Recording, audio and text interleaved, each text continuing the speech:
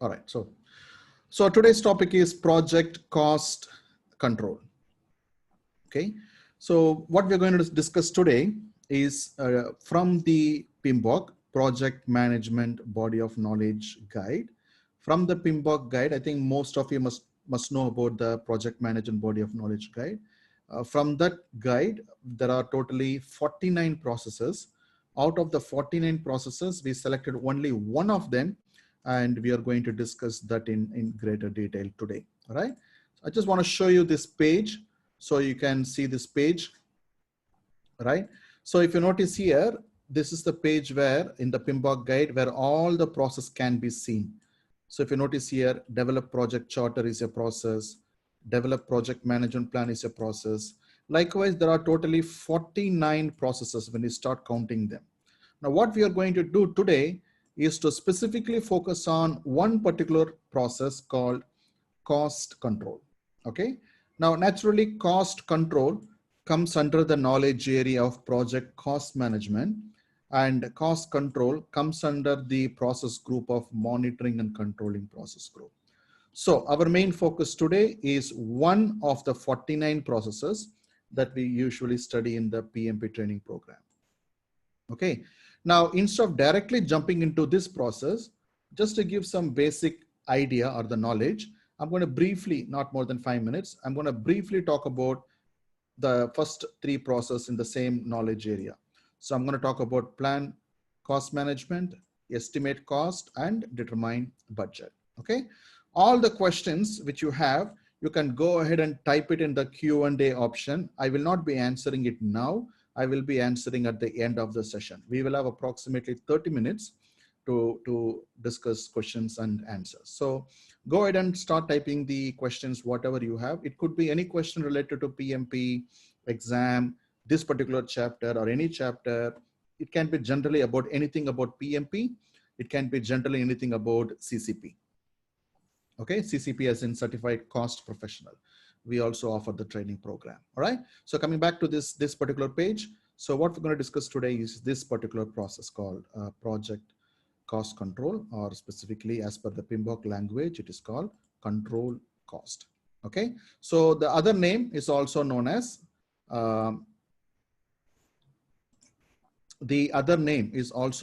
for this cost control is sometimes people commonly call it as earned value management. Okay, so that is what we are going to study today, 7.4. All right. Okay, so let me close this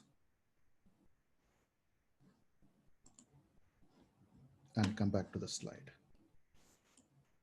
Okay, so I believe all of you can see the slide, right?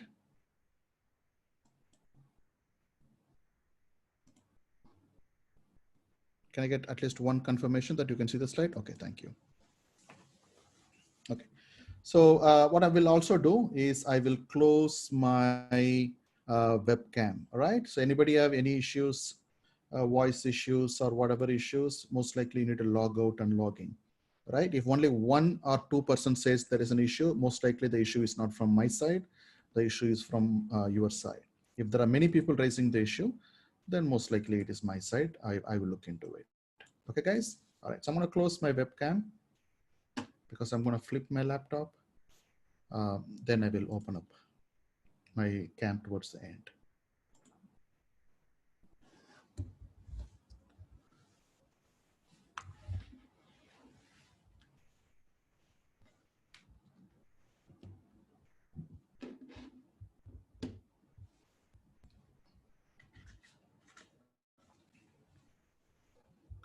All right. So as I said, we have locations in all these places. We are also PMI approved education provider. Okay, we are approved by Project Management Institute as a registered education provider. Okay, so as I said, our focus today is on project cost control, and the project cost control comes from the knowledge area called project cost management. Okay, so project cost management includes the processes involved in planning, estimating, budgeting. We're going to discuss a little bit about these three: financing, funding, managing, and controlling costs. So this is our main focus. Okay, Controlling cost is our main focus. Okay. All right. So what you see on this screen, is called a process. Okay. So this process, if you notice, it has inputs, tools and techniques that will transform the input into output. All right. So when you are working in a project, okay, like you prepare a quality plan, like you prepare a risk plan, like you prepare a procurement management plan, what you should also do is you to prepare a cost management plan. Cost management plan will basically have the details of how are you going to manage the cost in your project, which includes things like what estimating techniques you are going to use. More importantly, what progress measurement techniques you are going to use, what approach you are going to follow to allocate management reserves and contingency reserves, what will be the progress measurement points in your project, what will be the threshold limit for your cost, what is the threshold limit for your variance, when you should take corrective action, when it is okay. So all this decision will be made in discussion with your team member, and you prepare a cost management plan, which could be a 1-page document, 2-page document, 10-page document, that doesn't matter. Prepare a plan, prepare a cost management plan. Now, if you ask me, give some idea, how does a cost management plan will look like and how to prepare it, I would recommend you to go to the website projectmanagement.com, projectmanagement.com. This website is run by PMI, Project Management Institute. It is a crowdsourced website, okay? It is a crowdsourced website. So which means people like you and me, working in the industry, they developed all these templates and guidelines and they uploaded there. You can download it for free and you can use it. Okay. But in this seminar, in this webinar, I'm not going to go in detail in these processes because it's not our topic. But why I explain this process is when you perform the cost control, there are certain guidelines you have to follow. There are certain progress measurement techniques which you have to follow. All those things, what you need to follow in the cost controlling stage in your project should be well defined in the cost management plan during the planning stage. Understand? Okay. Moving on, the next process is estimate cost. This is where we do the cost estimation. Okay. Again, cost estimation is a very big topic. It's a separate seminar, webinar by itself. So I will not discuss in detail, but very briefly, if you look at the tools and techniques that are available to estimate cost, we can use analogous estimating, which is basically copying from the historical data. Okay, go to the previous project, check how much it costed you, copy it to the current project. That is called analogous estimating. Next one is called parametric estimating. Whenever we do the estimate based on historical data and project parameters such as per linear meter, per cubic yard. So whenever you calculate, using dimension per, like per cubic feet, per square meter, per square feet, then we call it as parametric estimating. Then we have bottom-up estimating technique. Bottom-up estimating technique is the most accurate estimating technique where the estimation will be performed at the lowest level of your project, that is at an activity level, right? So naturally, when you do the estimation at an activity level, the accuracy will be very, very good. Again, we will not be discussing in greater detail because time will not be enough. The fifth one is called 3-point estimating. 3-point estimating is what popularly known as, when we were back in studying engineering and MBAs, it was known as PERT, Program Evaluation and Review Technique. Nowadays, they are calling it as 3-point estimating, where we estimate a 3 cost value for a single item. So we estimate the optimistic cost, most likely cost, and pessimistic cost, and we use probability theories and statistics to estimate your total project cost. Okay. Then we do reserve analysis, alternative analysis. We do something called cost of quality, because we should also estimate costs that are related to quality, such as auditing cost, testing cost, those kind of inspection cost. Those type of cost also needs to be estimated. All right. And we use information system like some kind of an estimating software, and we use sort of decision-making techniques while we are performing the cost estimation. Again, I'm not explaining much in detail. That's enough. The next process is a little important process for the a topic today, which is cost, cost control. Because cost control process is heavily adjusted, okay, heavily based on the determined budget. So what happens is in determined budget, when you are determining the budget for your project, okay, we prepare a very key important output that is very, very important for cost control. Okay, that is called cost baseline. So now what is a cost baseline? Okay, let me take an empty slide and explain.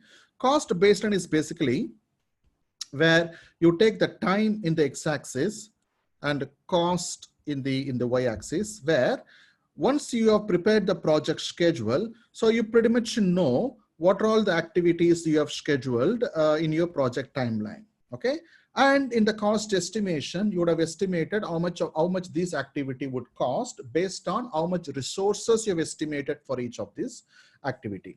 So then what you will do, for example, let me give an example. Let's say from day 1 to the end of the first month, let's assuming this is the months. Okay, let's say you have budgeted, sorry, you have estimated to complete about 2 work packages, which is about, let's say, 25 activities, which requires certain amount of resources that you already estimated, and you already estimated how much these resources would cost, right? Let's say this value is about $50,000. Okay, then what you will do, $50,000 over here, isn't it? So at the end of the first month, the budgeted value is 50,000. Then you go to the end of the second month, cumulatively, you might have 3 work packages here with about 67 activity with a total of 70,000. So 50,000 plus 70,000 is 120,000. So maybe 120,000 over here. Then you will put a dot over here. Understand? So in that way, when you start plotting this cost baseline, what you will have, you probably get a curve which might look like this. This curve is very popularly known as the S curve. Okay, or literally this curve is known as cost baseline. Understand? This curve is literally known as cost baseline. Okay, now the point where the curve ends,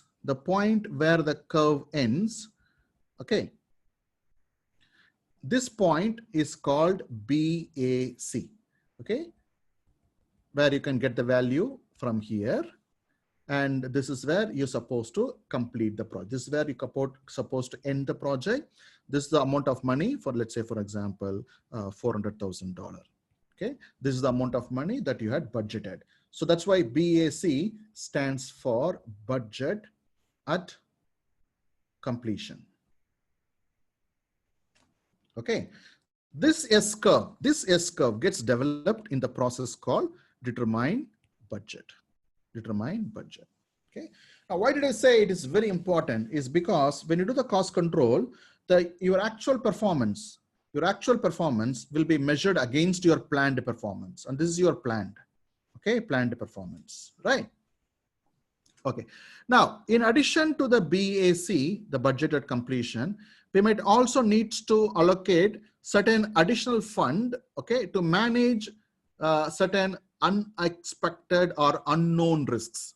Okay, that amount of money what you add to your BAC is called management reserve. Okay, so anything which you add on top of the estimated value, okay, to manage unexpected unknown risk, that is called management reserve. So when you add the BAC plus the management reserve is when you actually get project budget. Okay, now keep in mind, this is the place where you might raise your eyebrow, say, what is this? I never heard about it, or we never use it in the project. Well, that's because, management probably doesn't want to say that they have a management reserve, or some management are too optimistic, they will not keep any reserve. So there are different scenarios and ifs and buts and assumptions here. But theoretically speaking, as per the PMP, as per the standard for project management, this is how it should be. You have to estimate all the money what you need to complete the project, plus you need to allocate a certain amount of money for completely unexpected risks, okay, unknown risks. Put together is called project budget. While this S curve, this cost baseline includes contingency reserve. Contingency reserve is for known risk Management reserve is for unknown risk, because there are two types of risk. Again, don't want to go deep into it. That is a different topic in risk management. Okay, so all right, so this is how it is. But keep it in mind, in the industry, for example, if I ask you, what is your project budget? So if I ask you, what is your project budget? And let's say, for example, you will tell me a project budget is 4 million. Most likely, this is what you're calling it as 4 million, not this. Okay, so BAC is what we casually call it as budget. Okay, project budget, right? But the top management would probably allocate some more money, right? So that they can handle any unexpected or unknown risk. Okay, let me give you an example. Not a great example, but an example which you can very easily understand. Okay, let's say you're going for a shopping with your family, okay, with your wife and kids, and and you tell your wife, okay, if you're a woman, just assume that you're going with your husband, yeah. So let's say you're going with your wife, and you tell your wife, hey, my budget for today's shopping is 2,000. My budget for today's shopping is 2,000. Got it? But you secretly hide some extra 500 with you, right? This is the management reserve. Now here is the question. Would you tell your wife that you have 2,500, that you have the 500 extra?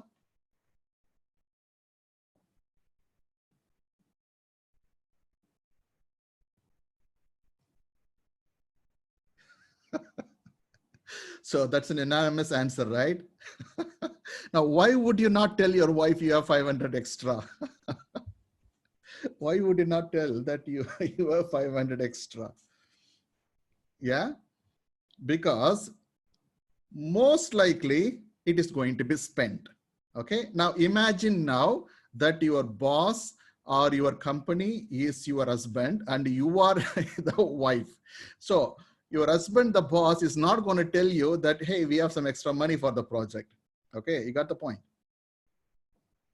Okay, so the moment they say that they have some extra enough fund available, you're going to spend it. Okay, most likely. Okay.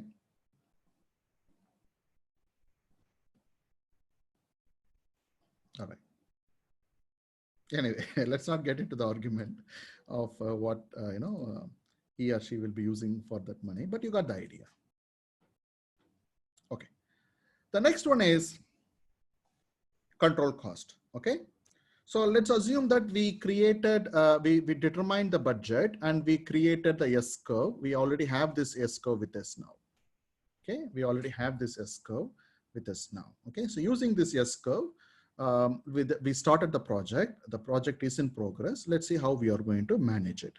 Okay, let me clear this screen. Let me draw one fresh S curve. Okay, this is the project timeline. This is the project cost. And this point is the BAC. Okay, and let's say for the sake of discussion, our project BAC is 500,000. Okay. Our project BAC is 500,000. And let's say it's a 10 months project, and the value is 500,000. Okay. And but this is month 1, month 2, month 3, so on up to 10 months. Okay. All right. Now, can you guys tell me in the chat, is it possible for you to know, okay?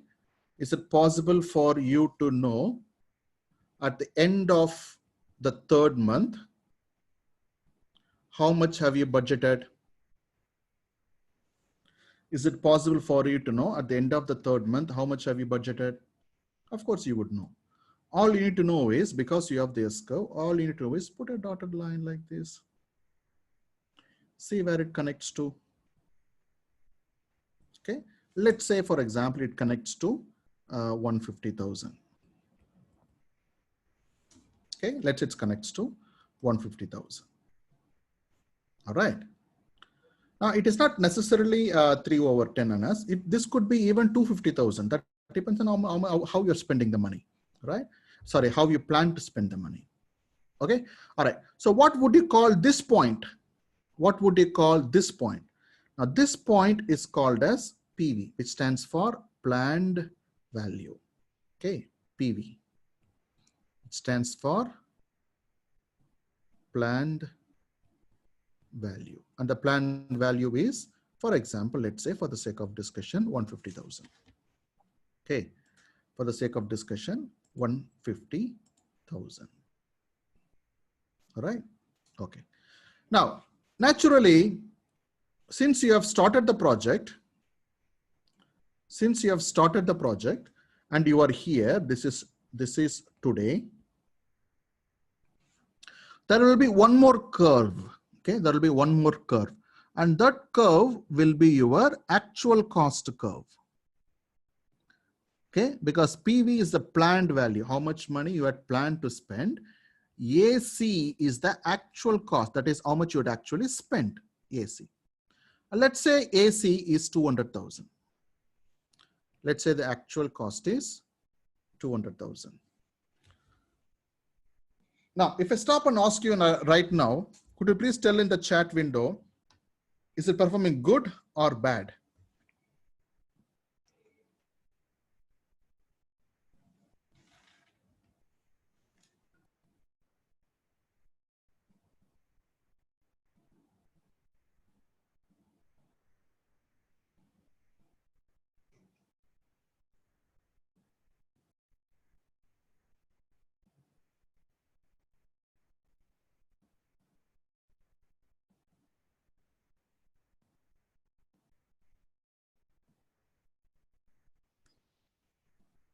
Okay. We cannot tell it's good or bad. Okay. And that is the entire discussion. Okay. That is the entire discussion of today's webinar.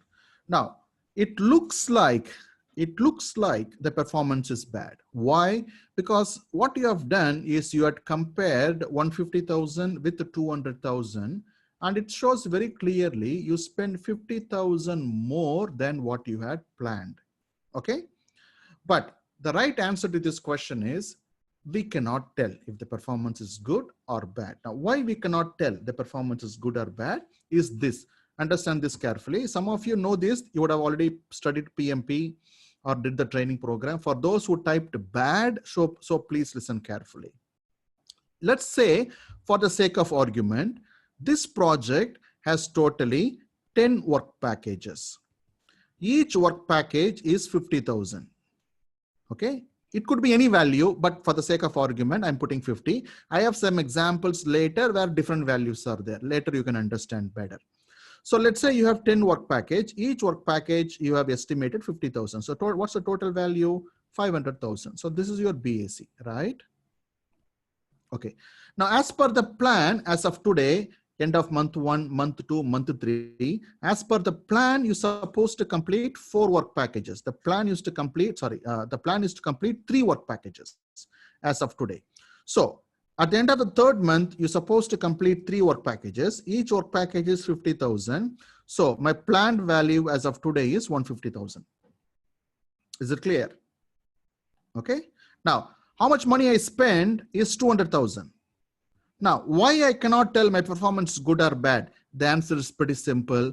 We do not know how many work packages we completed. We do not know how many work packages we completed. Now, for the sake of argument, let's say you completed 4 work packages. How is the project performance? Good, isn't it? Because if you have completed 4 work packages, the budget for 4 work packages was 200,000 and what you spent is 200,000. So the performance is good. Cost-wise, schedule-wise, your performance is even better because the schedule says by the end of the 3rd month, you're supposed to complete 3 packages, but you had completed 4 packages, which means you are ahead of schedule. Cost-wise, you are bang on target. Okay, cost-wise, bang on target. All right. So that is the reason why we should never ever compare planned value and actual cost, because planned value includes a particular scope of work we're supposed to complete. Planned value is derived from the scope of work, which is 3 work packages in this case. But actual cost, what tells you only how much money you spend. Actual cost does not tell you how much scope or work you completed. That doesn't tells you. So we need to find it. Yeah. Again, for example, let's say when you find how much work you completed, work package 1, you completed 100%.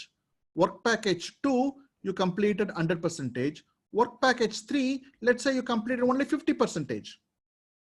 Okay. Work package 1, 100. Work package 2, 100. Work package 3, half of it you completed. Got it? So which means, what is the total value of work you completed? The total value of work you completed is only 125,000. Isn't it? So work package 1, you complete 100%. So that's 50,000. Work package 2, you complete 100%. That's 50,000. Work package 3, you complete only 50%. So 50% of 50,000 is 25,000. So the total value of work, what you have completed, is 125,000. And that is why this is popularly known as EV, which stands for earned value. Okay. So if you want to calculate earned value, you have to use a formula. And the formula is percentage completed multiplied by the budget. For example, if you notice the first work package, 100% completed, 50,000 is my budget. So it's 50,000. Second also same. When it comes to third one, we took 50% of 50,000. That's 25,000, right? Okay. So if you want to calculate earned value, which is very important, we need to use the formula percentage completed multiplied by the budget. Now, full project budget or package by package budget depends on what are you measuring. Are you measuring the full project or package by package? Usually package by package. Okay. All right. Now, if you look at here, now watch carefully. The plan value is 150,000 because 3 work packages. Okay. But what you have actually completed is only 2.5 work packages. So earned value is only 125,000. Now we can make the comparison. Now watch carefully. We completed 2.5 work packages for which our budget was 125,000. But how much I spent? 200,000. So that's a huge variance here, cost wise. Schedule wise also, you see I'm behind the schedule, right? I'm supposed to complete 3 work packages, but I completed only 2.5, which means $25,000 of work I'm behind the schedule. Okay. So the most important missing link here is earned value. Okay. All right, guys, are you following me so far? Is it okay? Or you want me to change something?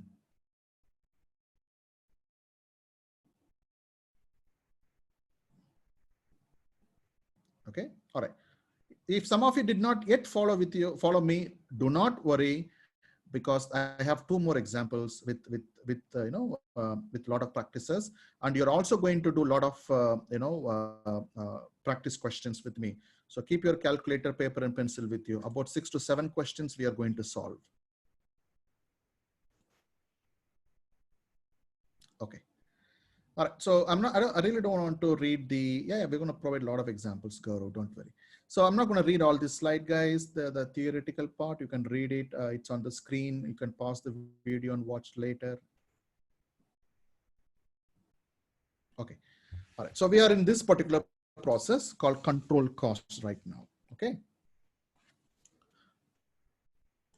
So if you notice here, we're in control cost. Hold on. Look at one of the most important input, what the project manager need or cost controller need is the cost baseline. Okay. And look at the tools and techniques, what we are going to use. We are going to use earned value analysis. That is what I'm going to teach you one more time, what I taught you before. We are going to discuss about variance analysis. These 2 we're going to discuss in detail. Trend is basically using some kind of graphs, and reserve analysis, we will not be discussing it much. We're also going to discuss TCPI, 2 complete performance index. And most likely, most of it we will be doing using some kind of an information system. It could be a Primavera, it could be an MS project, or it could be a Microsoft Excel sheet, as you like it. Okay. Again, I'm skipping all the theory. All right. So I believe you understood what is actual cost, what is planned value, what is earned value. Okay. And I have also given here the formula for earned value. Now, here is an interesting thing. I just told you, if you want to calculate the earned value, what is important? Person completed. For example, going back to the previous example, work package 1, 2, 3, 4, up to 10 work packages. Then when you calculate the progress, when you measure the progress, I said 100% complete, 100% complete. Okay. And the third one I said 50% complete. Remember, third package 50% complete, which means the third package work is in progress. For the third package, work is in progress. Now, how do we convert the work in progress into percentage? Because without you converting the work in progress into percentage, we cannot able to calculate the earned value. We cannot able to calculate the earned value. So somehow we need to convert the work in progress into percentage. Then calculating the earned value is very simple. Use the percentage, multiply with the budget, and you can get the earned value. All right. So for that, we have different progress measurement techniques available. That is what we are going to study in the next few slides.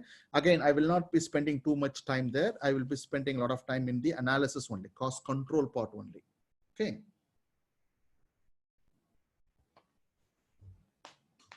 All right. Okay. Now let me ask you a quick pop question. Let me see how many of you can answer. Now, let's assume your project is completed. Let me go back. Let me see if it's still there. Is it there? Is it there? Yes, it's still there. I know it's a bit messed up, but let's see if you can manage. Let's say your project, this particular project, 10 work package project is completed. What will be your earned value? Can you type it in the chat window? If this project would have been completed, what will be the earned value? Okay. Excellent. Why? Okay, Aman is asking how much we spent. Doesn't matter, Aman. How much money we spent doesn't matter. What matters is, remember, to calculate the earned value, what is the formula? Percentage completed multiplied by the budget. So my question was, your project is completed, what's your earned value? Well, if my project is completed, my progress is 100% and my budget is 500,000. So if my project is completed, my earned value will be the same as my total budgeted completion, isn't it?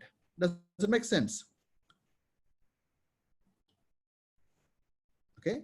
Again, doesn't matter, Salman. How much time it take doesn't matter. How much money you spend doesn't matter, because earned value is always calculated against the budget. If you have completed the project, your earned value will be the same as the budget. But you could have spent more, you could have spent less. You could have completed the project earlier, or you could have completed the project later. But earned value is the same as the BAC when you have completed the project. The difference what you get with the earned value and the money what you actually spent is the variance. Okay, understand, guys?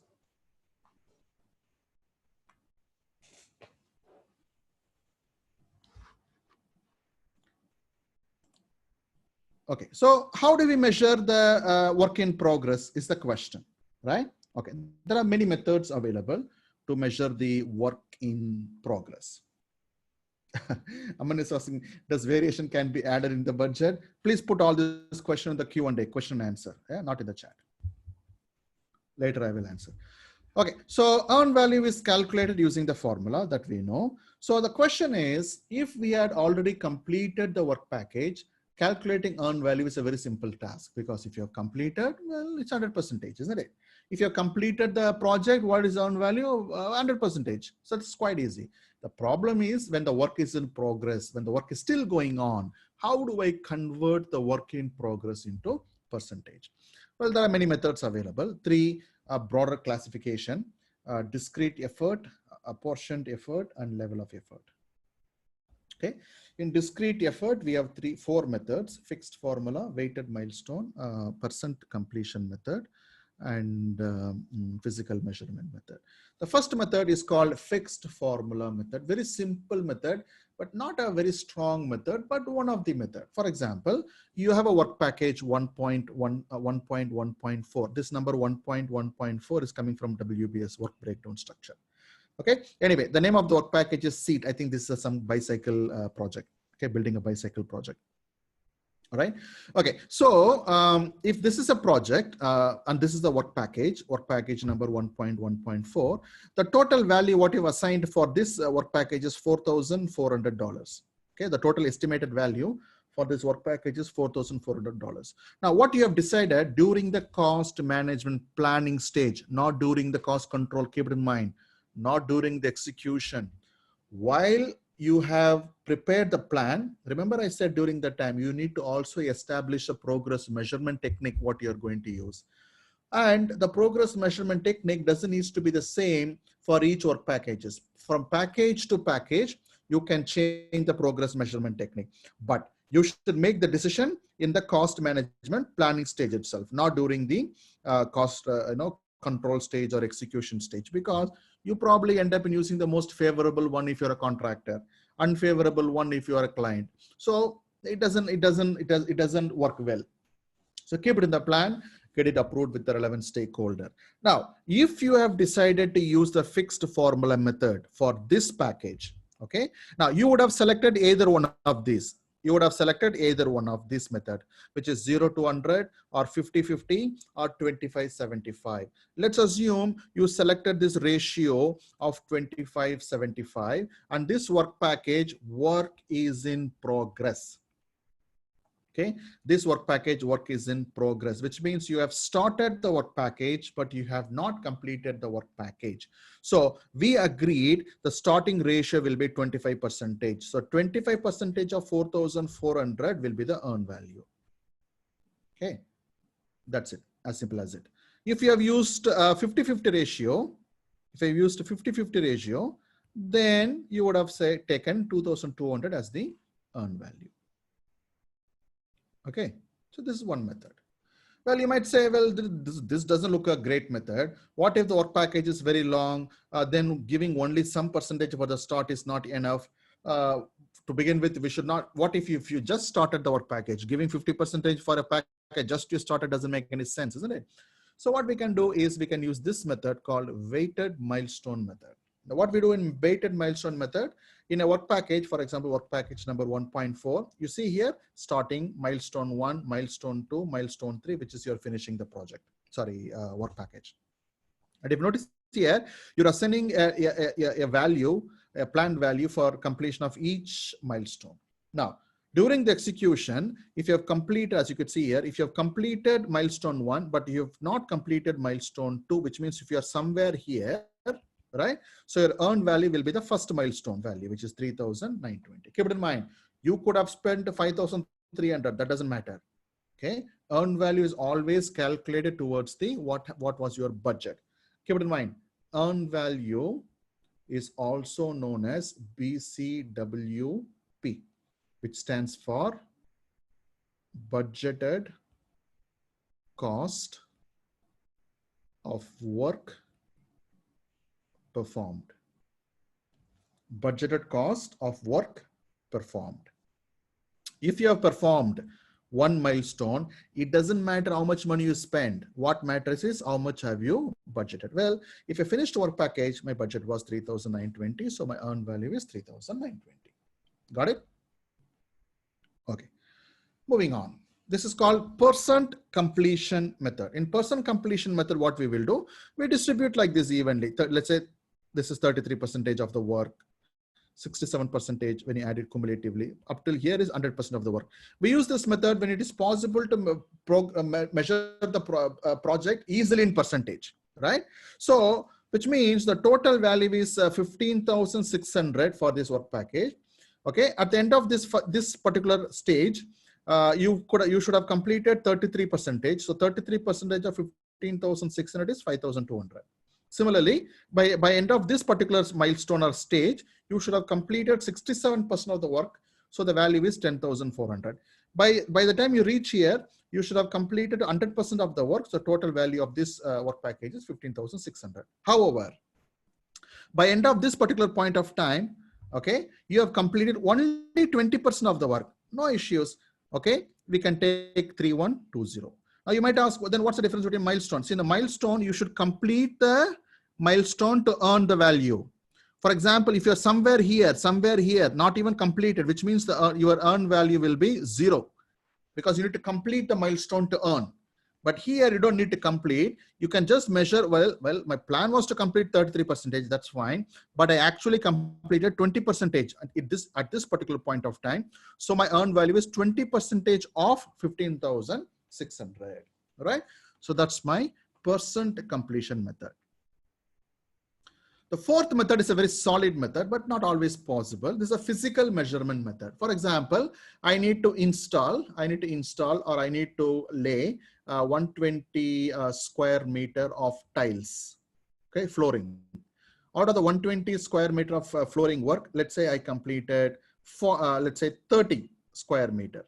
So what is my progress? Well, 30 over 120, it will give you the progress, right? Use that as a percentage. Okay. All right. So this is the physical measurement method.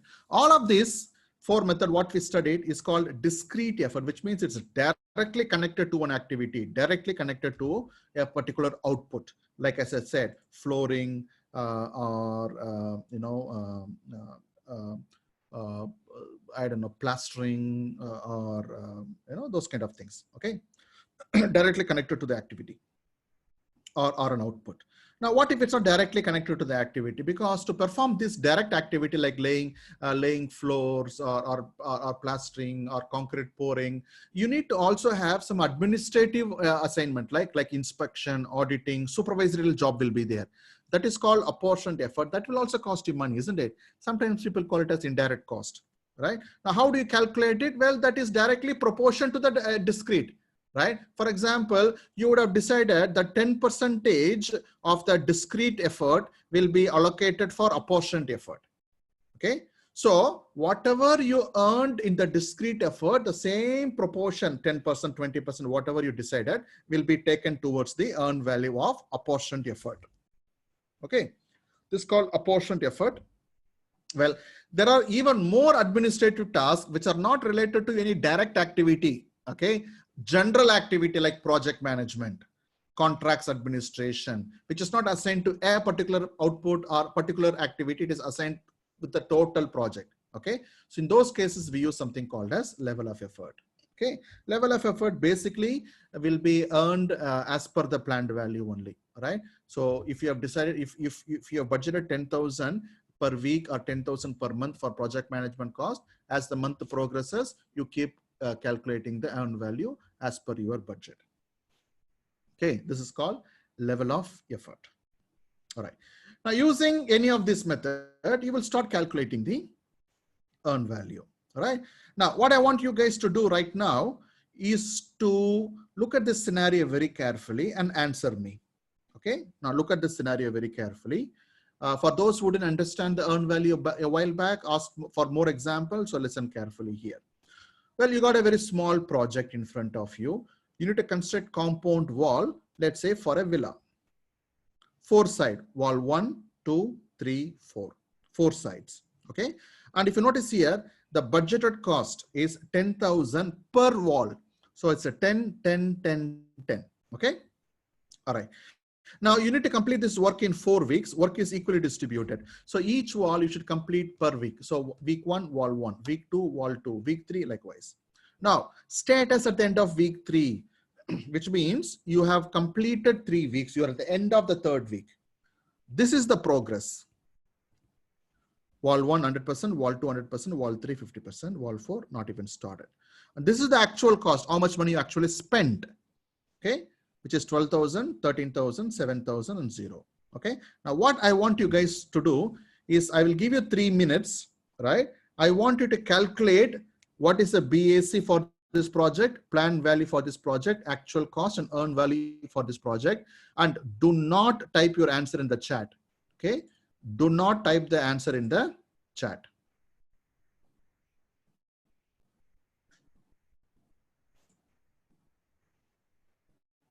Okay, I'll give you 2 minutes. Calculate and keep the answer with you. When you ask, you can give me the answer. Okay, and disabling the chat in the meantime.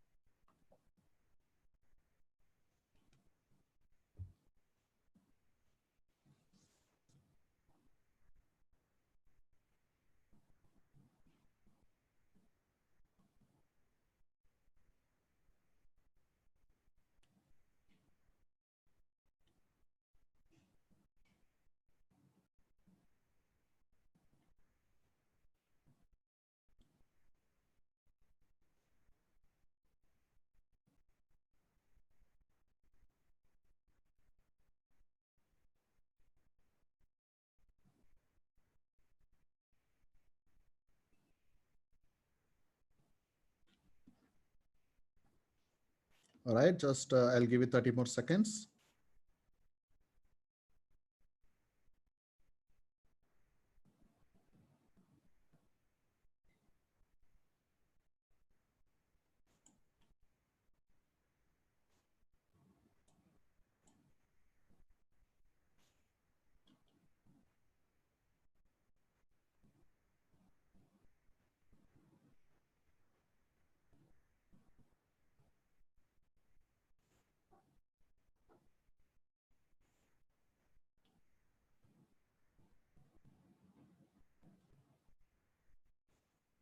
Okay, enough.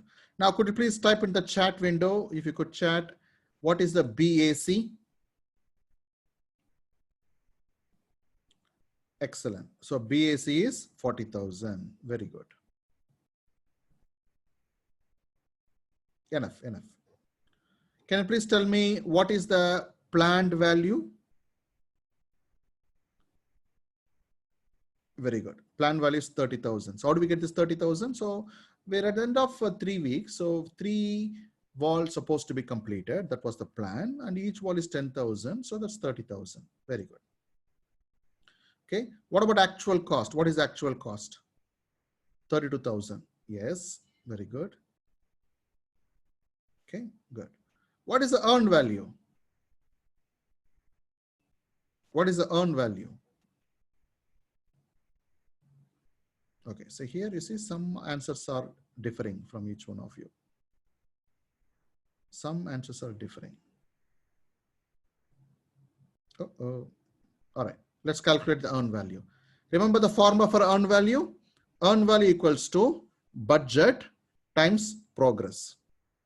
So wall 1, 100% of 10,000, that's 10,000. Wall 2, 100% of 10,000, that's 10,000. Wall 3, progress is 50%. 50% of your budget is 10,000, that's 5,000. So it is 25,000.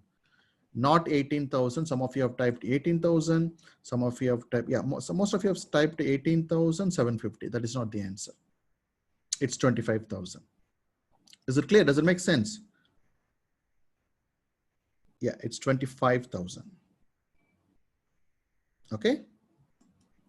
All right. So for those who are still struggling, let me ask you 2 more questions. I'm launching a poll question, 2 questions. I want you guys to answer. Let me launch it. Can you please answer these 2 questions?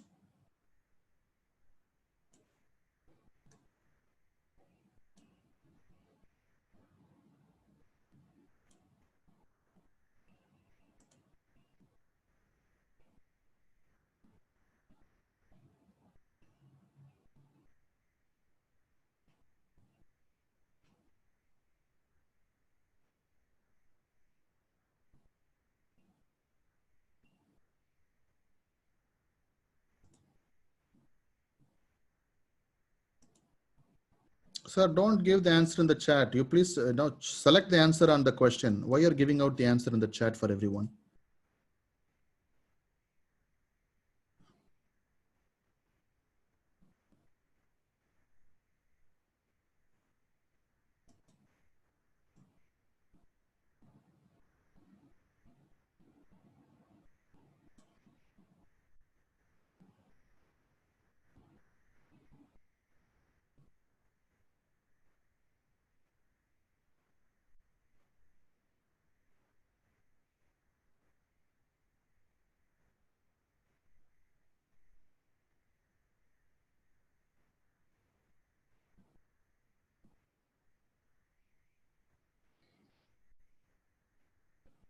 Okay, I'll give you 1 more minute.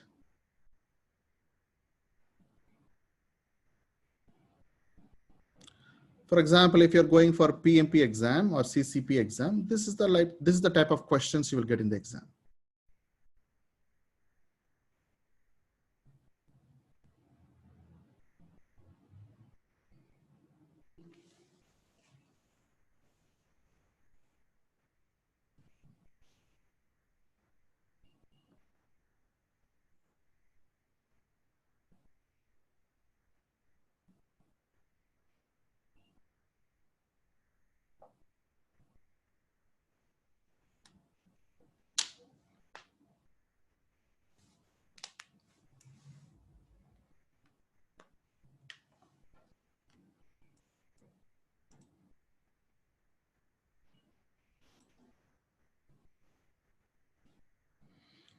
Okay, so 10 more seconds. I'm going to end the.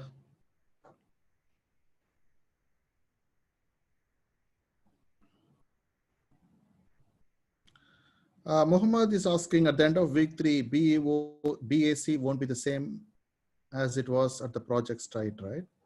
BAC itself means budget at completion. So at the end of week 3, there is no BAC. At the end of week 3 is the plan value. Okay, I'm going to end it, but I'm glad that 92% of you got the answer correct in the first question. Second question, because it's a bit more wordy, I think only 75% of you got it correct. Let me share the answers with you. Look at the answer. So the first one is, yes, 13% of 4,522 is your earned value. Okay. What about the second one? Some of you got it wrong. Around 31 of you have got it wrong. So if you notice here, you are the project manager of a corporate installation project for a new building. Your budget is 600,000. You are now 40% complete, but your plan to complete was 45%. That doesn't matter. Okay. Remember, how do you calculate BAC? BAC is progress times the budget. What is your progress? 40%. Because it says very clearly 40% complete. So what is 40% of 600,000, which is 240,000? That is A. You should not take 45. Okay, now could you please tell me in the chat window, if you have calculated 45% of 600,000, what would that value be called as? That would be called as planned value. Exactly, because it says very clearly, right? Your plan was to complete 45%. Exactly, very good. Okay, guys, let me close it. So I believe you are fundamentally clear now. What is BAC? What is actual cost? What is earned value? What is planned value? Correct?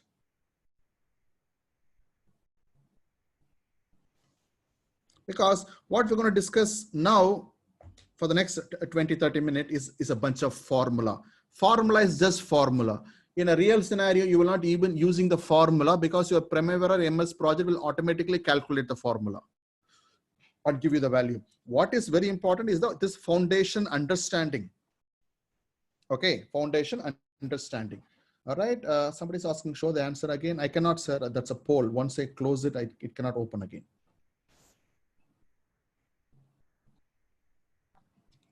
All right, moving on. The next topic is variance analysis. This is where we are going to study a bunch of formulas. Okay, mainly focusing on variances. All right, let's look at here. First, we have two formula under cost performance. Then we have two more formula under schedule performance. So we have cost performance and schedule performance. So in cost performance, we have two formulas, cost variance, cost performance index. In schedule performance, we have two formulas, schedule variance, schedule performance index. So what happens is, if you look at all the four formula guys, can you tell me which one is a common value? Which one is common in all the four formulas? Exactly, earned value, isn't it? Very good. So what does it tells you? It tells you, unless you have the earned value, you will not know what's going on in your project in terms of, you will not know the performance of your project in terms of variances. Okay, so earned value is the key, and that's why there are, in fact, there are certifications for available for earned value separately, right? Anyway, so earned value is very important. Okay, point one. Point two, what else is common in all the four formula? In all the four formula, earned value is common. What else is common in all the four formula? Can you find? If you watch carefully, don't say it's a red color is common. What else is you think is common in all the four formula?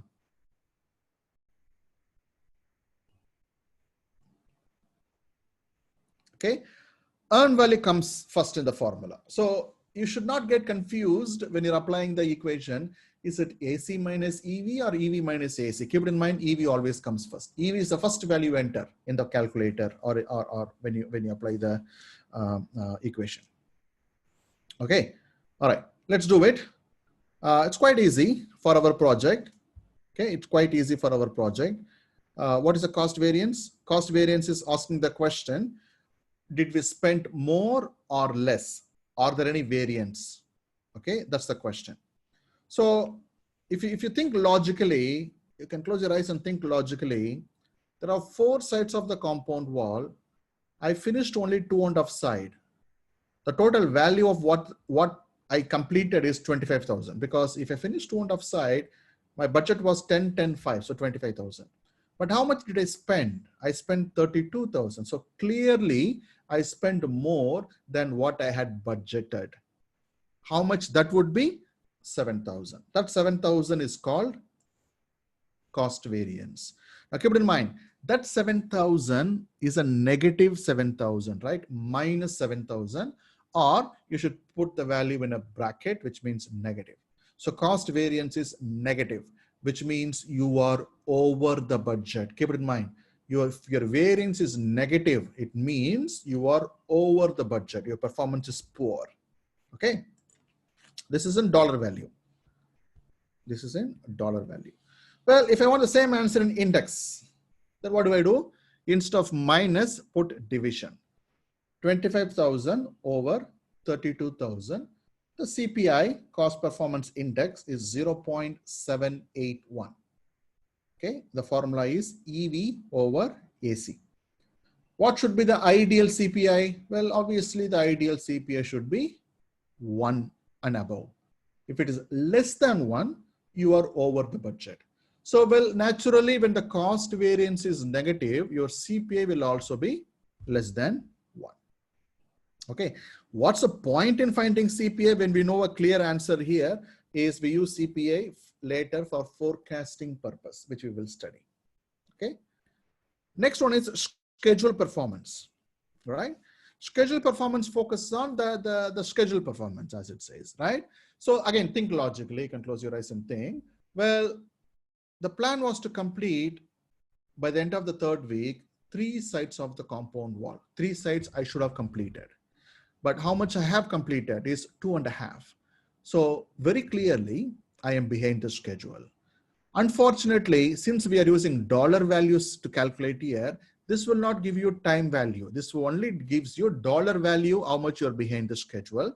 So you cannot convert this into time. If you want time, go to the schedule. Anyway, you have a schedule, right? That will tell you how many days you are behind or ahead of schedule or on schedule. So in this case, the value of work what I completed is 25,000. The value of work I supposed to complete is 30,000. So my schedule variance is minus 5,000. Okay. Similarly, I can also calculate the index SPI, which is earned value over planned value. Again, you see, if you notice here, it is less than 1. If it is less than 1, obviously you are behind the schedule. Okay. All right. I'm going to stop and ask you guys, are you able to follow me so far? Is it clear? These 4 formulas.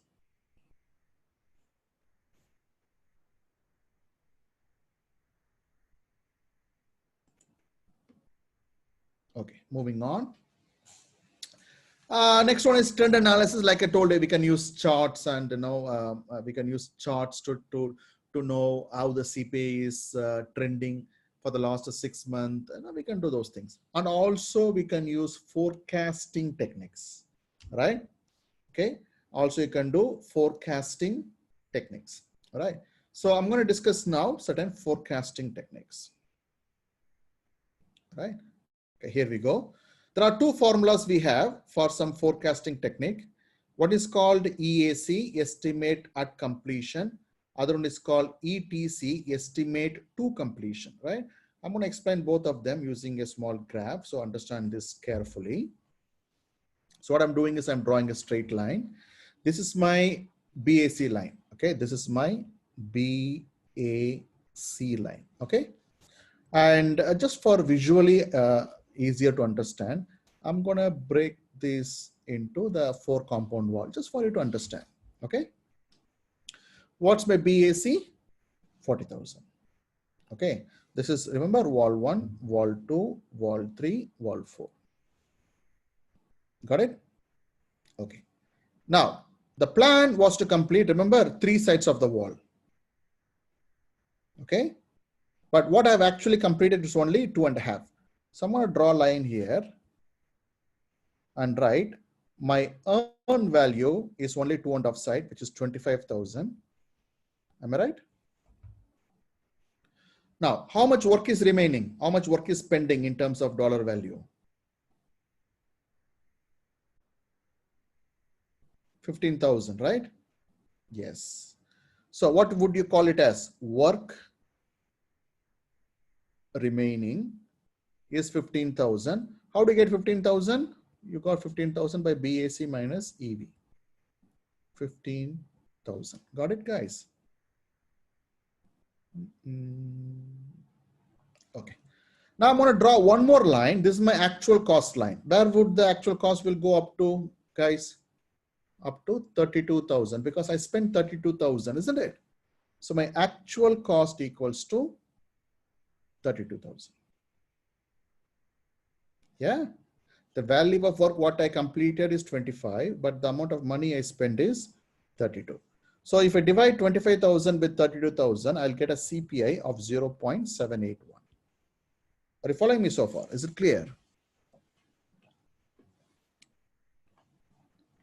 Okay. So what we are going to do now is we are going to do something called as forecasting. Okay.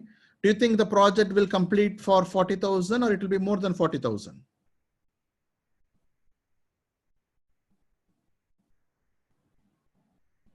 Most likely more. Okay. Most likely more. Exactly. And that is what we are going to forecast using EAC formula. EAC stands for estimate at completion. Estimate at completion. Okay, let's calculate. Now watch carefully here because there are many formulas, okay, to calculate EAC. Now, which formula you should use is entirely depending on the context and the situation of the project. There is no hard and fast rule. I'll give a situation, I'll give an example, then you make sense to it, okay? All right. The first formula is the basic fundamental formula. If no situations are present, if no context were given, we always assume this formula. Okay, EAC, where here we assume the past performance will also continue in the future. Again, we assume here the past performance will also continue in the future. Why? Well, my performance so far is 0.78. And I tried to figure out the root cause. I tried to figure out why we have a poor performance and I could not. Or the reasons what you found is beyond your control, right? You cannot able to pull back the performance as per the original plan. So you decided, well, if I cannot able to control these influences and factors, well, it is safer to say that this performance will continue for the rest also. I mean, remainder of the project, which means the CPI for the remainder of the project will also remains 0.781. This is the EAC first assumption. Well, if that is the case, what you're trying to say is the entire project CPI will be same. So pretty simple, take the entire budget and divide by CPI. Got it?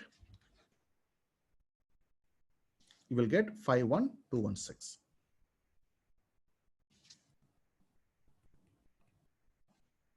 Clear, guys? Is it clear what I just explained now?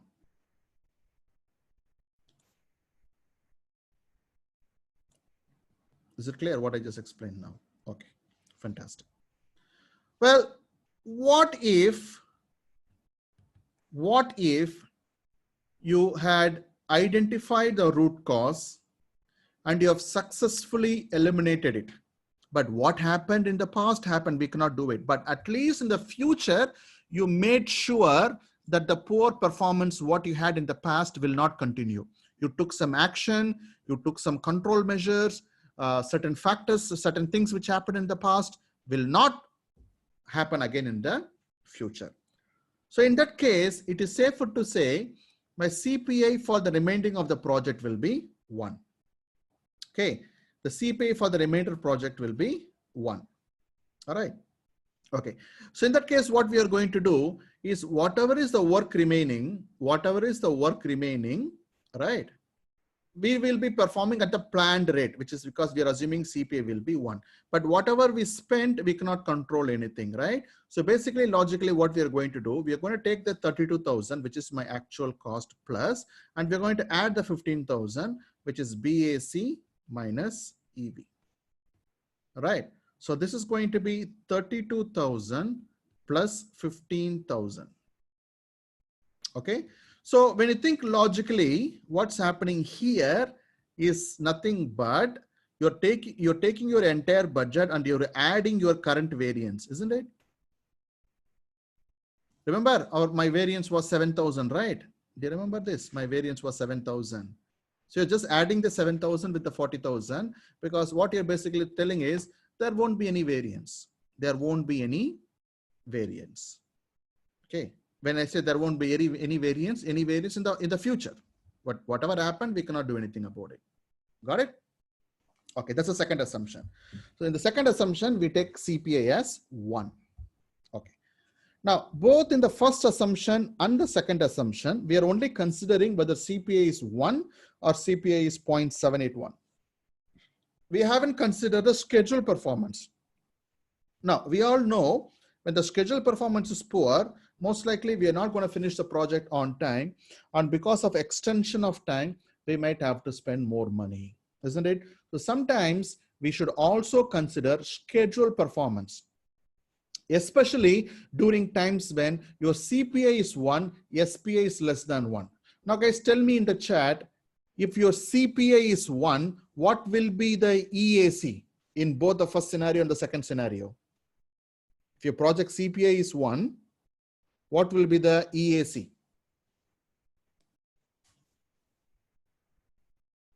The same as BAC, because no variance, everything going according to the plan. Exactly. Yeah, not 47, 40,000. Okay. If your CPA is 1 for the entire project, okay. If your CPA is 1, current CPA, calculated CPA is 1, which means everything is going according to the plan.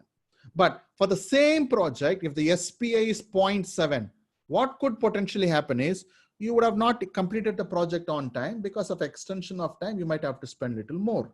So in those cases, we should also consider SPA into calculation. So what we do for that, we take the actual cost plus, we take the remaining work, which is BAC minus earned value, divided by, we take CPI, multiply that with the SPI. We take the CPI and multiply that with the SPI. That will come to roughly 55,055.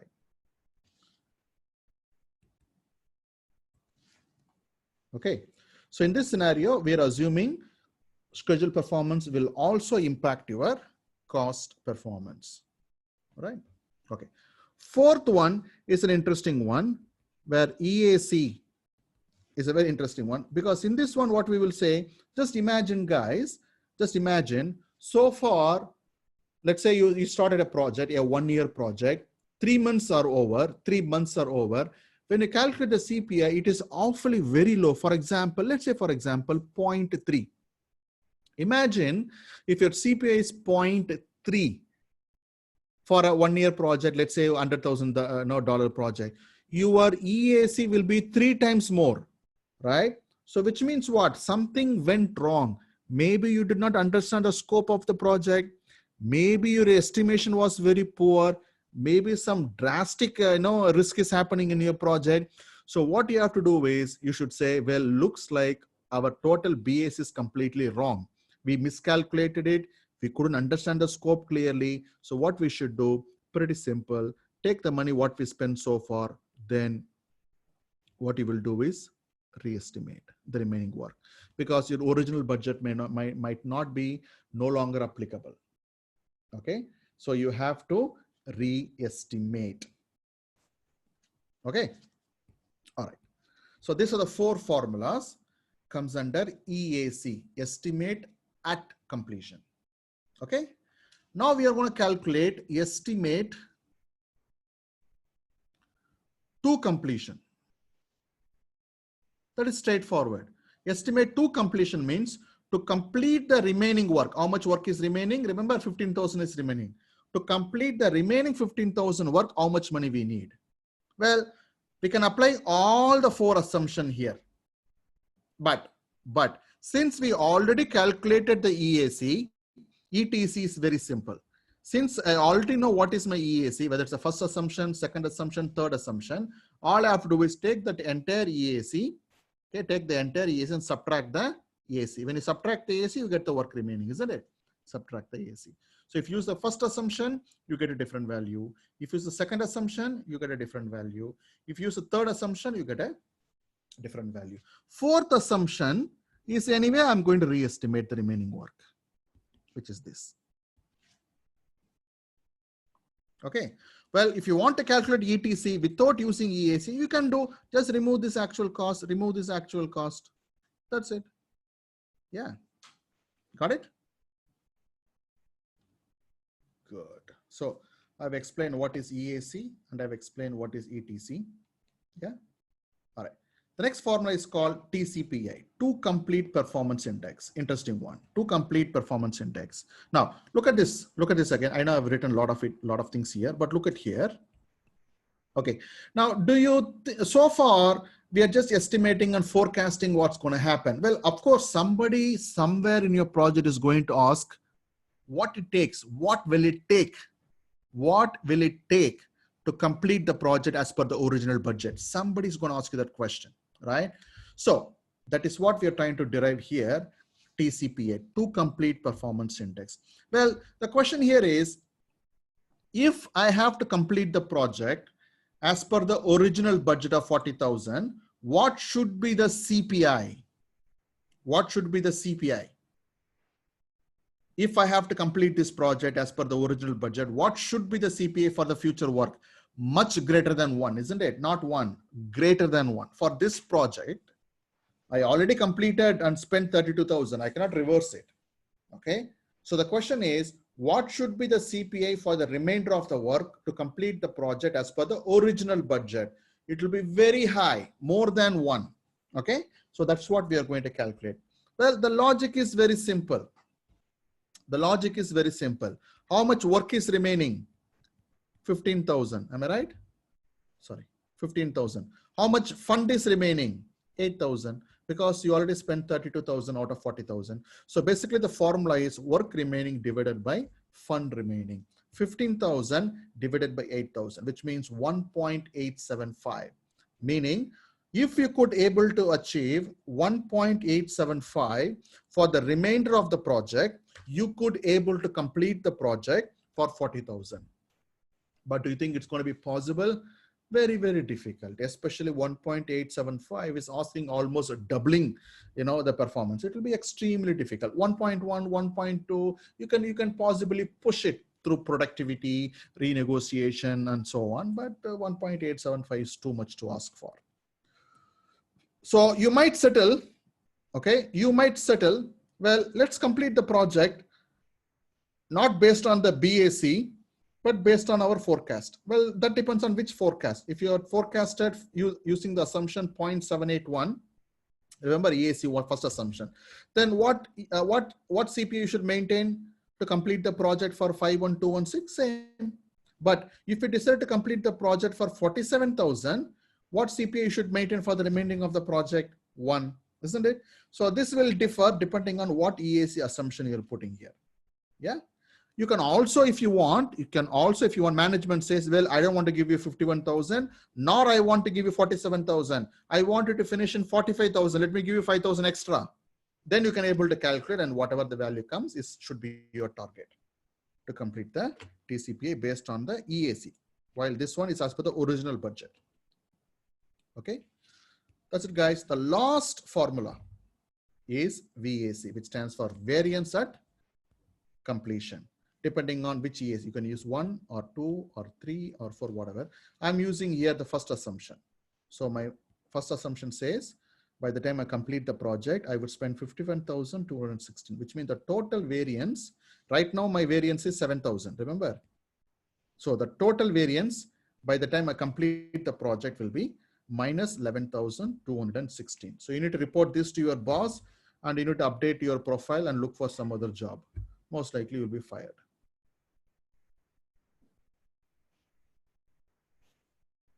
Okay. All right. So what I'm going to ask you do is ask a couple of more poll questions. Let's see. Okay, one question. Let's see how well you can answer this. Let's see. Launch.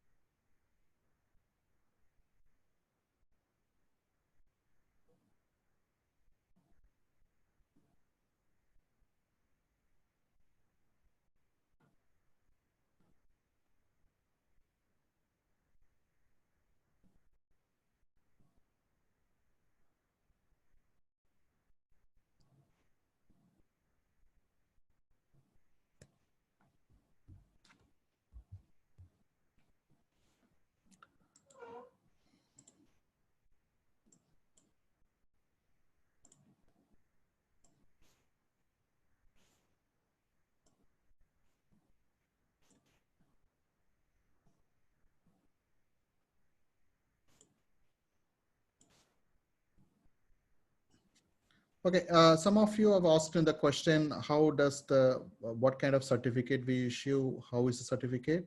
I'm just showing a sample certificate on the screen. Yeah, so this is the certificate we issue with your name and details.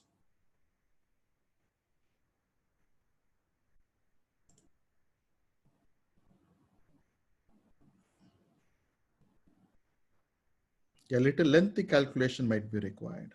Raza, definitely I will give you, don't worry. We have time. Okay, I'm going to end it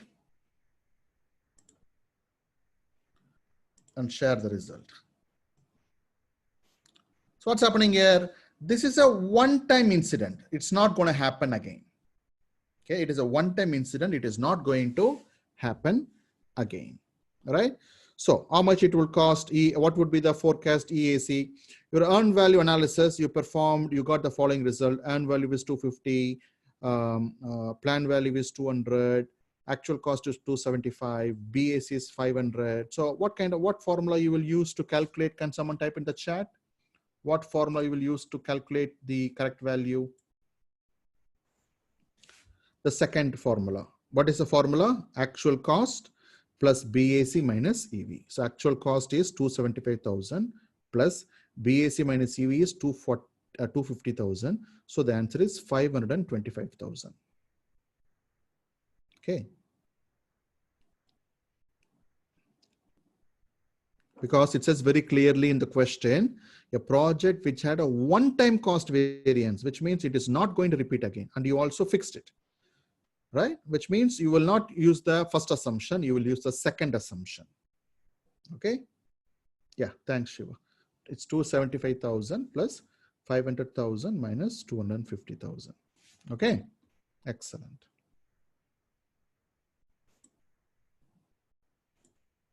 Great. Let me ask you one more question. Where is it? Where am I? Slide here. Okay, let me ask one more simple question. Okay. This is a variance at completion question. See if you can answer this.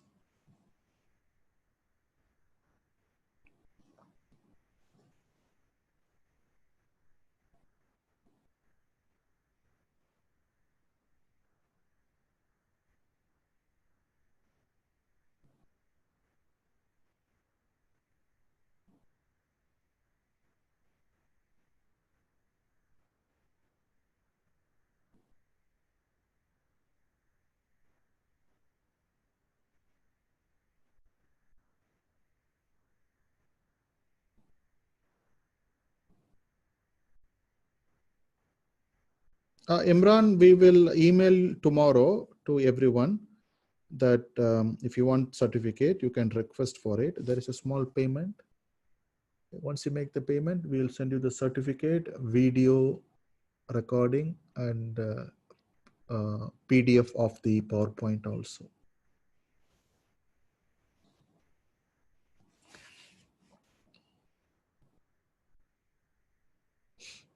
Certificate will be digital certificate only. It is verifiable in our website. So each certificate will have a unique number. If someone wants to verify the genuineness of the certificate, they go to our website and enter the certificate number and it will show the result. Then you will get an email, because frankly, we are charging depending on which country you are from, because some developing country, we are incentivizing them to get this certificate with a very low, local currency value. Okay. But in general, it is 75 dirhams, 75 dirhams.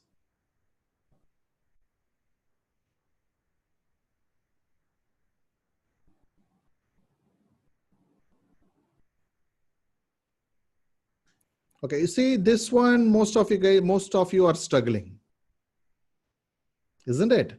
Because you are scratching your head, because to calculate the variance at completion, the formula what you see on the screen is BAC minus EAC. Well, BAC is there, but EAC is not there. So you're probably calculating the EAC. But to calculate EAC, we need to know the CPI. CPI is not there. So you need to calculate the CPI first. To calculate the CPI, we need earned value and actual cost, which is there.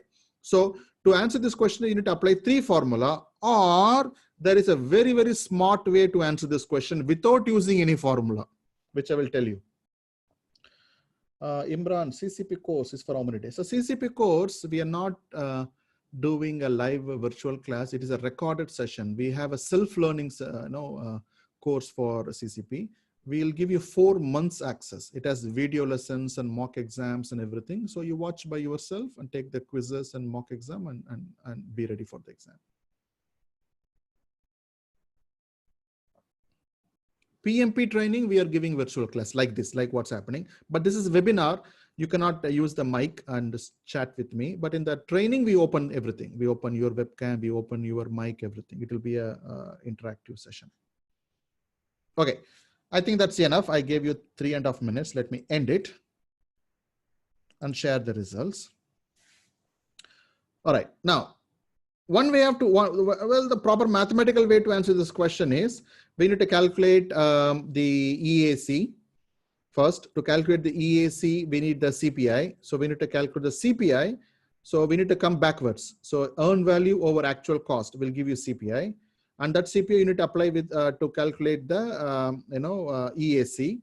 Then we calculate the VAC with the BAC minus EAC. Anyway, it's head is spinning, right? Okay. Anyway, the smart way to answer this question, the smarter way to answer this question is, look at the question. This is how you answer the PMP question, because you don't spend much time. See, right now, most of you spend 3 minutes to answer the question. In the real PMP exam, you have only 70 seconds to answer the question.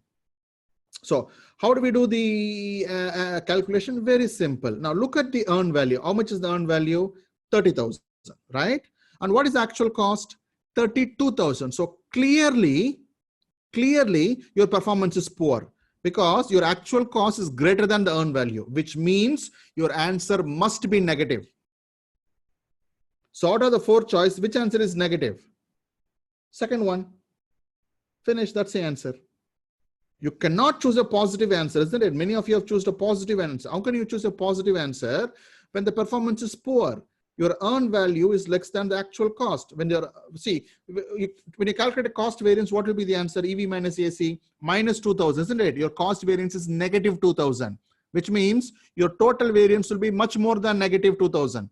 So the only answer, possible answer here is minus value answer, which is the second answer. Okay, guys? Does it make sense?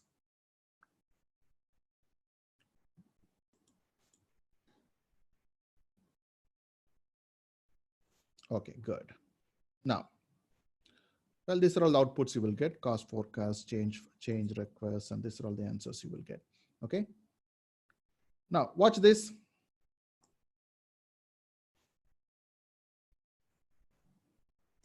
And ask in this question, not necessarily, right? Well, depending on what is given in the question, that is the answer. What might happen if what if the performance is good? What if the performance is poor? We're not discussing that. Based on the given value, that is the answer. I did close the poll. Is it still open for you, the poll, guys? Ah, sorry.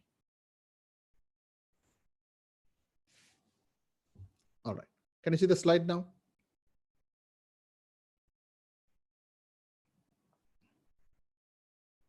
Okay. All right. What's the time now? Okay. Okay. Strictly, I'm going to give you only 5 minutes.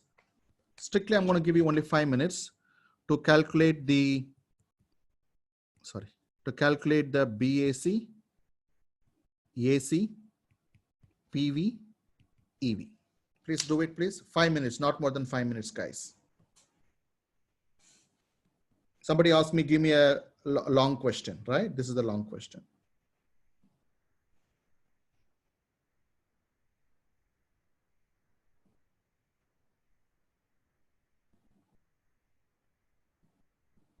Again, don't type the answer. When I ask, you can give the answer. So I'm going to give you 5 minutes, okay?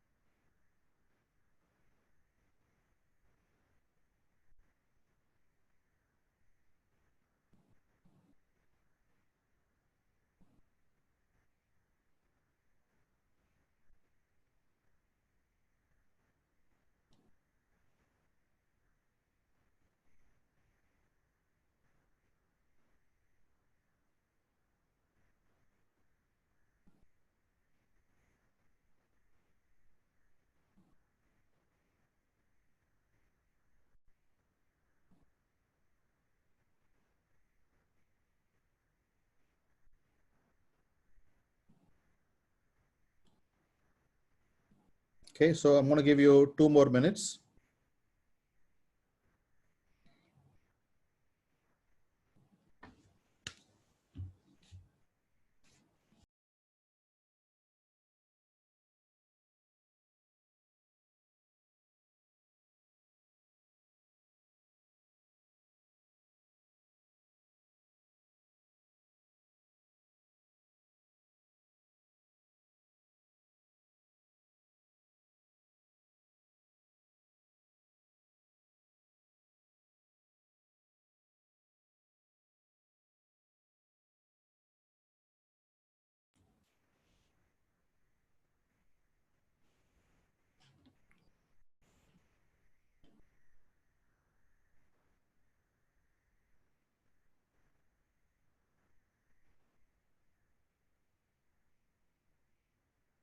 So if you have finished, you can use this time to type any questions you have. Generally, any question about PMP, CCP, even exam pattern, any question you can ask. It's okay, you can ask.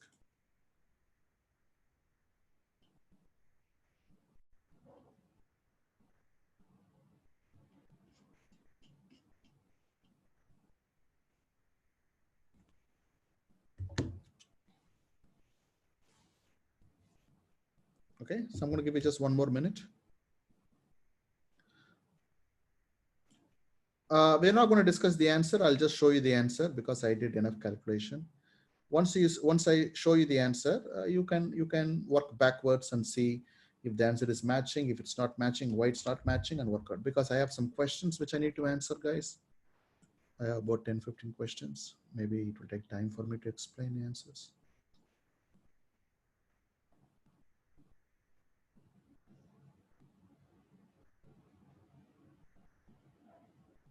Okay, 30 seconds.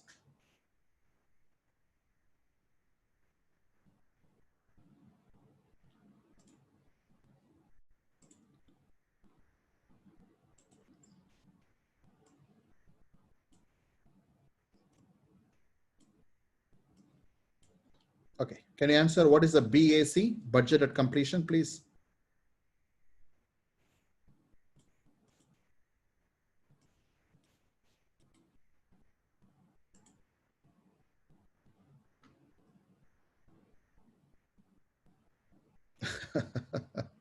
N is typed to 2, so many 8s and 9.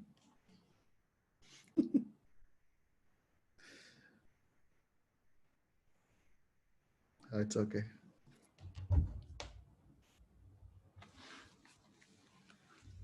Right? Okay, here are the answers. Let me show you the answers.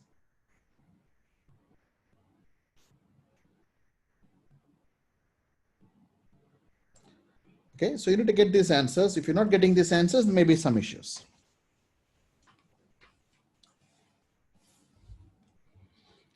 Okay, so please write down this answer. I'm going to close it and go to the question and answers, please. Please copy down the answers.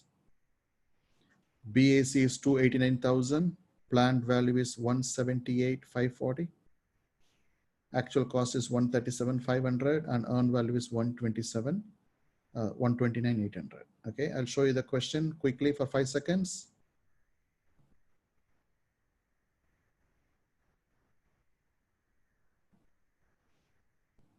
Here is the answer for another 5 seconds.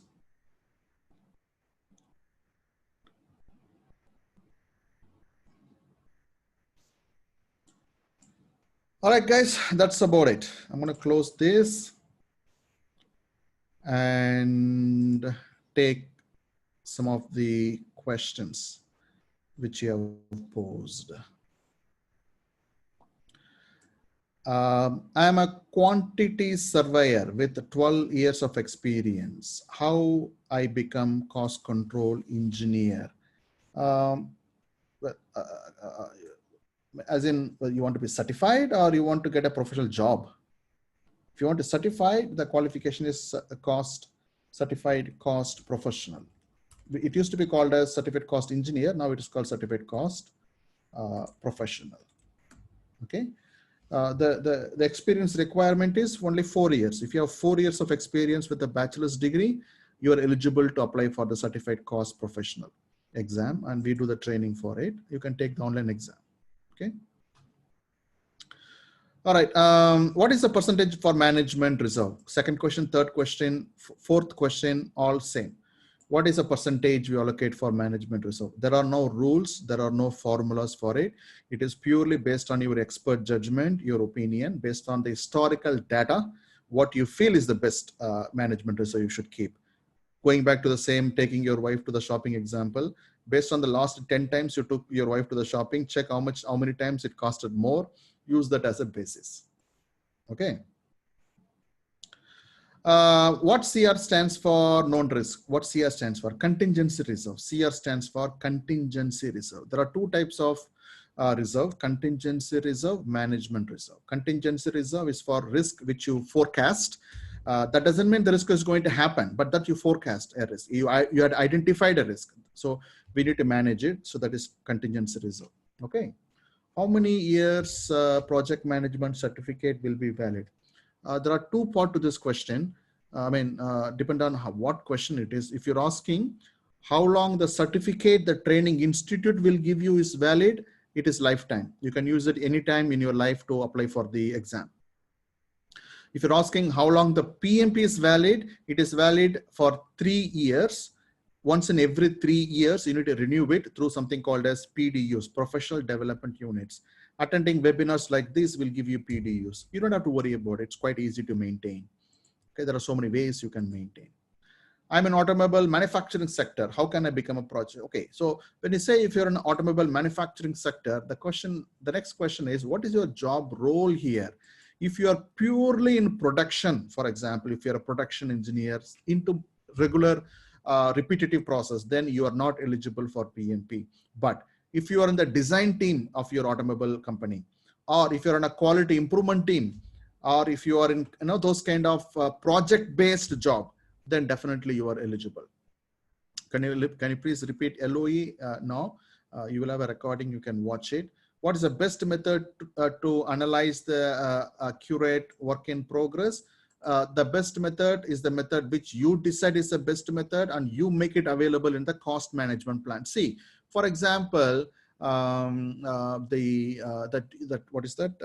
units completion method is a solid method, right? But you cannot use unit completion method for so many work package which is not measurable in units, isn't it? So you decide what you think is the best method. You, as in not alone by yourself, you need to have people around you with you. Maybe client get involved, maybe consultant get involved, maybe your team get involved, and you should determine package by package what is the best measurement technique that we are going to use, and that should be part of your cost management plan, and you will baseline it and you follow it.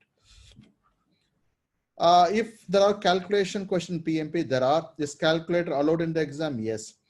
You can also have a basic calculator. You can also have on-screen calculator. The exam screen will have a calculator. Okay. Now the PMP exam can also be taken at home. They might ask you to show the calculator in the webcam, so they will see what kind of calculator you're using. Scientific calculators are not allowed. In your honest opinion, which one is difficult to pass, CCP or PMP? Well, the honest answer is, if you're not taking a training, if you're calling CCP and PMP without any specific training institute per se, then CCP is difficult than PMP. That's because in CCP, the amount of resources available on the internet, the amount of textbook available is literally zero, okay, very close to zero. So you don't have enough guidance or manuals or practice questions available for CCP. But PMP, millions of resources available. However, at our institute, CCP, we have a very highest passing score. Almost everyone passed the exam, because we've been doing CCP for the last 10 years, trained more than 6,000 to 7,000 people only on CCP. So we pretty much have a very good knowledge and expertise in preparing the student for the CCP exam. We have better CCP result than the PMP. This variation can be added in budget for earned value. Variation cannot be added in the budget. That's the point of variation. Variation is how much you are variating from the budget. When you add the variation in the budget, then your project will not have any variation. Get my point? When we have CV, then why to calculate CPI? I think this question would have been already answered. We calculate CPI for forecasting purpose. as we have used for ETC and EAC. What is the purpose of schedule variance? Just to know that we are ahead of schedule or on schedule or behind schedule. Only an indication. That's it. Okay. How to incorporate time delay penalties? Very good question. Very big question. We are going to conduct a webinar, I think maybe in 2 weeks time or 3 weeks time, a webinar title delay analysis.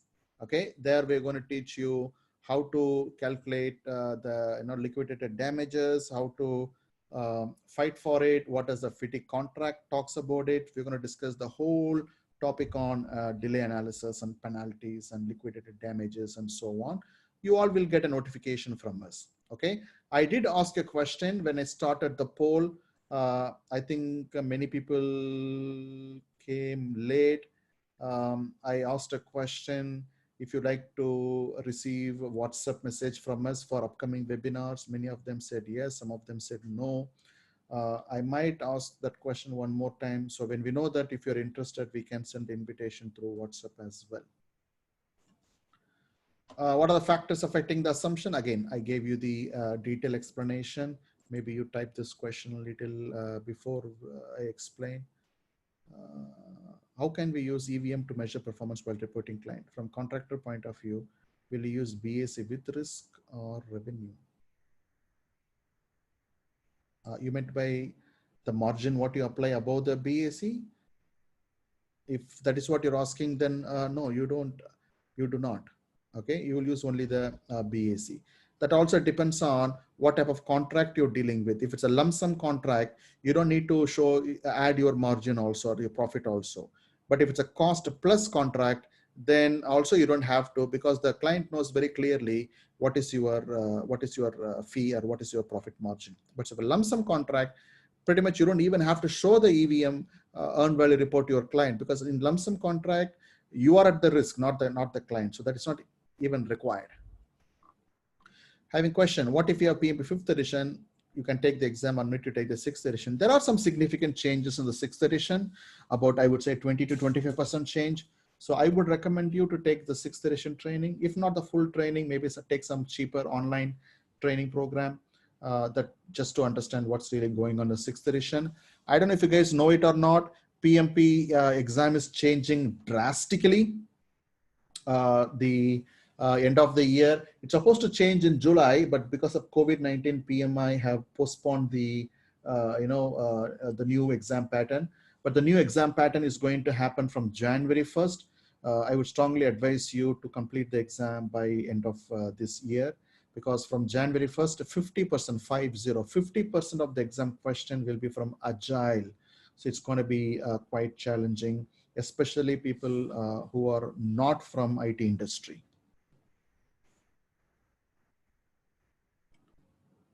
What is the difference between earned value management and earned value analysis? No difference. The way you call it. Yeah, you can call earned value management, you can call earned value analysis, you can call project cost control. It's just the name. Can I use this can I use this for loss? Actual quantity raw material, I can use it per week if I'm working in concrete.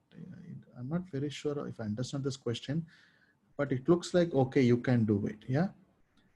I heard about time variance in EVM. Yes. There is a upcoming topic where we can also calculate the time variances with equations, with formulas. In fact, I had that as one of the slides, then I decided to remove it, not to confuse you. It's an upcoming field of study. It is not being very well used yet, but yes, it is happening, the time variance. Okay, like we have earned value, there is a concept called earned schedule analysis. Yeah. Yeah, FR means fund remaining, work remaining divided by fund remaining. Yeah.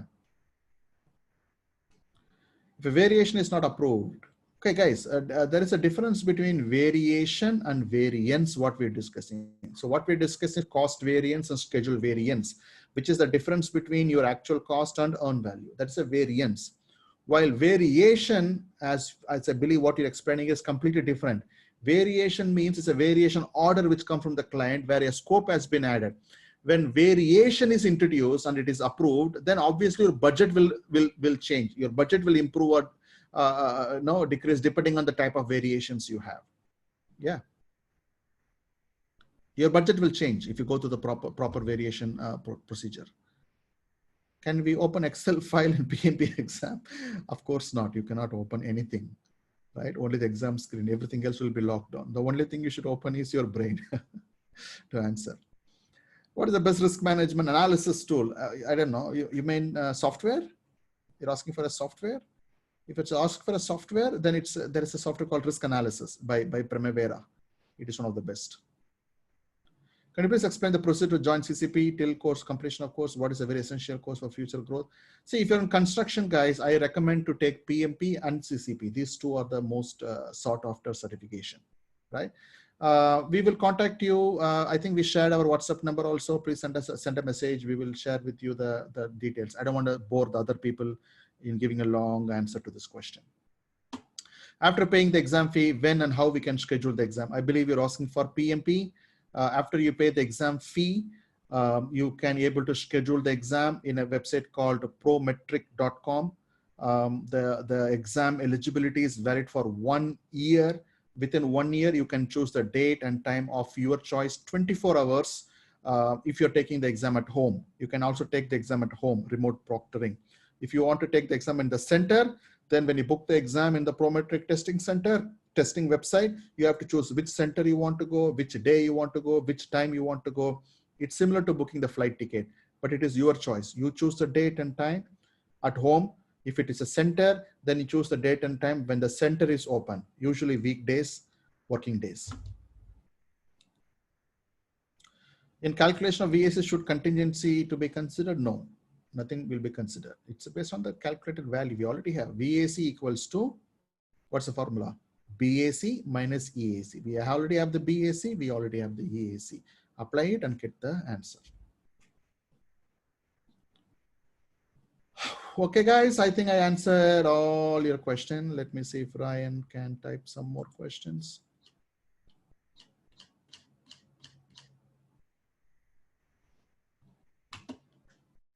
Can admin professional will benefit from this webinar or cost related? Well, that depends, guys, what admin you are. If you're in project management admin, yes.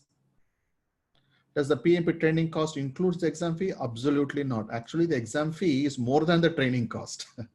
So we cannot include it. And the exam fee goes to the PMI. It has nothing to do with any institute. You directly pay to PMI for the exam. Who can take the PMP exam review course? Anyone who has at least 3 years of experience in any projects. Not one, any projects. What is the advantage of taking the exam at home? I personally see there is no advantage of taking the exam at home. In fact, you will be in more pressure. Your kids will be disturbing you. Your husband or wife will be disturbing you. Your parents will be disturbing you. What if the internet get disconnected? A lot of confusion. If you are in a stable environment like in Dubai, where internet is very solid, electricity is never get disconnected, then it is fine. Do at home. Otherwise, I recommend go to the center and take it, which is always better. Is this webinar part of the PMP? Yes, it is part of the PMBOK 6th edition. What I delivered is a 2-hour session of the entire training, which is about 30-35 hours. It's only about 5% of what we deliver in a full PMP training. You can imagine. What is the title of your attendance certificate? I just showed you, sir, project cost control. I think I closed that screen, I believe. Yeah, I closed it.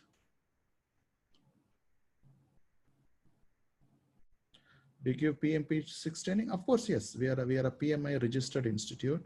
After paying the exam, when and how we can schedule the exam, that also I answered that already. Is it mandatory to finish the exam within 1 year after completing of our exam preparation? No, it is not. Okay. After you complete the course, you can write the exam, apply for the exam anytime you want, even after 5 years.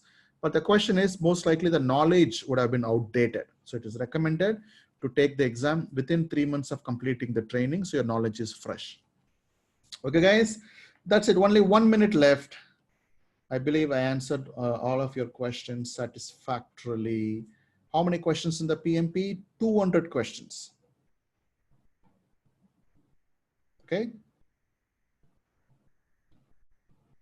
The training is 30 hours plus online access. So it happens on 5 Fridays. Okay, guys. So that's all from me. Have a good evening.